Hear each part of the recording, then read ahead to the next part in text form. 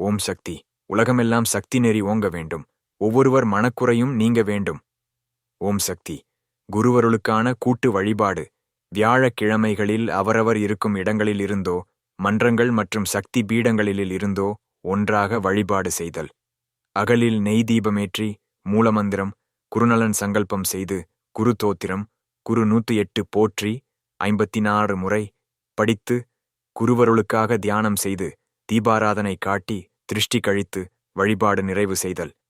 சங்கல்பம். ஓம். ஓம் சக்தியே.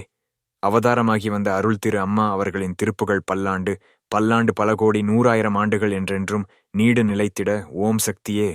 50 ஆண்டுகளுக்கும் மேலாக நம் நலனுக்காக நாளும் பொழுதும் உழைத்த நம் தெய்வத்திற்கு நாம் செலுத்தும் அன்பு காணிக்கை. இச்சிறு முயற்சி அர்ப்பணிப்போடும் பக்தியோடும் செய்திடுவோம். அன்பு சக்திகளே, ஓம் சக்தி. 54 முறைகள் படிப்பது சிறப்பு. முடியாத போது அதை 27 முறை 2 வேளைகள், 18 முறை 3 வேளைகள், 9 முறை 6 வேளைகள் என்று கூட பிரித்து படிக்கலாம். அல்லது ஒரு குடும்பத்தில் உள்ள தாய் 27 முறை, மகள் 27 முறை என்றும் படிக்கலாம்.